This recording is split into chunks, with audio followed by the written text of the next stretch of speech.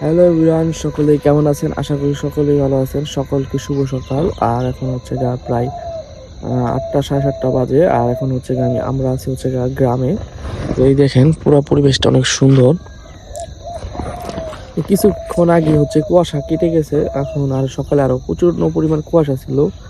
আর গ্রামের মজাই কিন্তু আলাদা। এখানে হচ্ছে গা সতেজ একটা অক্সিজেন আছে। গ্রামের পরিবেশটা একটু অন্যরকম, কিন্তু শহরের পরিবেশের মতো এতটা না, নিরিবিলি একটি পরিবেশ। গ্রামের যে অক্সিজেনের মাত্রাটা এটা খুবই বেশি। গ্রামে অক্সিজেন কিন্তু অনেক বেশি। এখানে শ্বাস নিতে একটা আলাদা একটা শান্তি লাগে। যারা অবশ্যই গ্রামে যান বা গ্রামে থাকেন তারা অবশ্যই এটা বুঝেন। এই কি ভাবছিলাম যে আপনাদেরকে সকালে কুয়াশা সকালটা দেখাবো শীতে গ্রামের।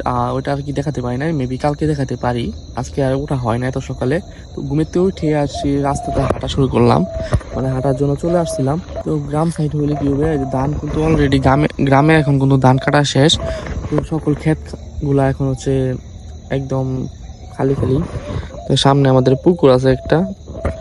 শীতের সকালে কিন্তু গ্রামের মধ্যে আলাদা একটা রকম মজা। গ্রামে কুয়াশা থাকার বেশি কারণ হচ্ছে শহরের থেকে এখানে কিন্তু গাছপালা প্রচুর পরিমাণ, আর তার জন্য বাতাসটা হচ্ছে দূষিত মুক্ত বাতাস, যেটা হয়তো আপনারা অবশ্যই গ্রামে আসলে উপভোগ করতে পারবেন। আর শহরে যে বাতাস সেটি হচ্ছে কলকারখানা কালো ধোঁয়ায়, মানে বাতাসটা ততটা একটা দেয়, শান্তি দেয় না। বাতাসে একটা গায়ে লাগলে বা শ্বাস নিতে যে একটা শান্তি পাওয়া যায় সেটা গ্রামে।